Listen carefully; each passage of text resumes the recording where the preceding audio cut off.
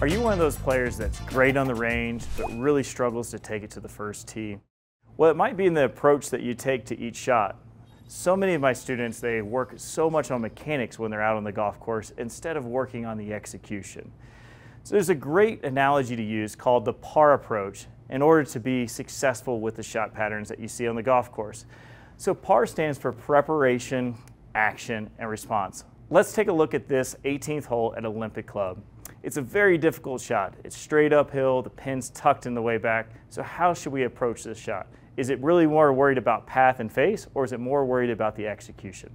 So let's go through the PAR approach. Step one in the PAR approach is preparation. Now in the preparation, it always starts with distance. So take your rangefinder, shoot the flag. In this situation, we're 160 yards. The second thing is to analyze the conditions. When the conditions you're looking at, what kind of lie am I dealing with? Where is the wind direction? Am I uphill? Taking all that into analysis really allows you to start to now pick the final piece, which is the target. So final step of preparation is target. So let's take a look. The pin location is tucked in the very back of the green behind a bunker. So the last thing we want to do is leave a short-sided chip shot. So in this situation, we want to favor slightly right and slightly short. So now taking in all these conditions, it's time to execute the shot. So let's move into the A, action. All decisions have been made at this point. It's really about feeling the length of the club, looking back at our target, and making sure we're 100% committed to the shot.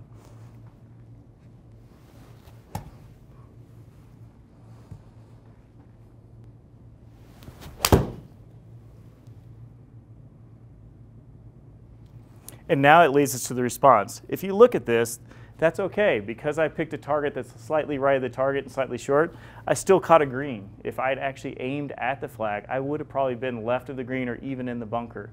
So that leads us to the R, response. The first thing to realize is, where did you hit it? Did you hit it solid or not? The second thing is, where did the ball take off? And the third is what kind of curve you had. And it's not so much about trying to make a correction on the next one, but it's just trying to be aware of what's happening. That way you can look for patterns in your shots. I always think it's important to realize that one time could just be an accident, two could be a coincidence, and then three is a problem and now we need to make an adjustment.